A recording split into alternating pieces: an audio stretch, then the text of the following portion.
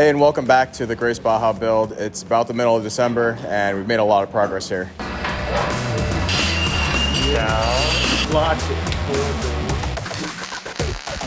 We have just finished tacking the majority of the major members onto the cart here. As you can see, it's pretty much building from the ground up. We're completing our welding tests for SAE. Once we get that done and we have the official test done, then we will start fully welding the whole frame and we will get it officially all put together. It's super important to get the welds right at this stage. Number one, because the rules require it. And for number two, it's very important that this material stays together, especially when you're moving. These carts are extremely heavy and moving at around 30 miles an hour max. And worst case scenario, if you hit something, we need these frames to stay together for the safety of the driver and for the safety of anyone spectating. So we just received the engine in this week.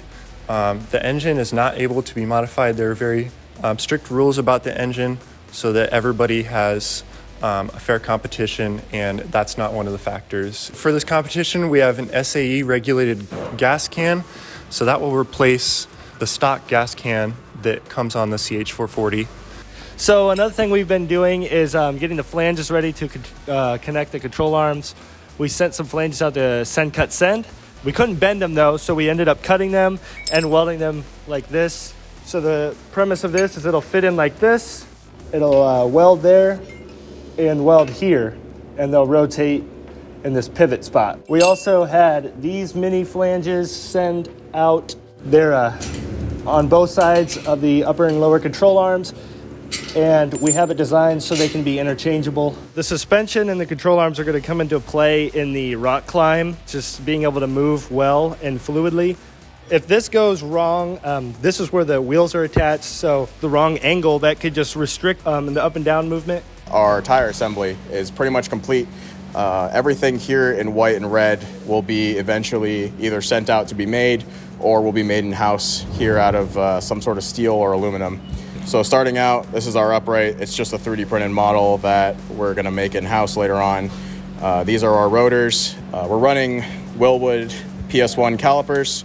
Had a little bit of trouble with this. Our previous tire size was 23 inches. We had to upgrade to a 25 simply because of rim size. We had to upgrade those rims because our brakes and our calipers would not fit inside of it otherwise.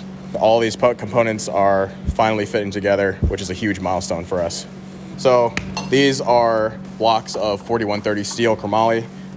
We're gonna make our uprights out of these. We're currently working on the CNC programming to make sure that those come out fairly repeatable and within tolerance, because those are huge parts of our design and very important later on. One problem that we had that we discovered by 3D printing this was that our CV axles didn't have enough clearance and they were kind of hitting inside this rim here. So thanks to 3D printing, we were able to discover that and we were able to remedy that before we made the final product. So as of now, we've got kind of our checklist to do over Christmas break. Up next, we have over here, we've got our gearbox. Both gearboxes are gonna get put in, so is the engine and the gas can over here. In our next episode, join us as we mount the drivetrain components.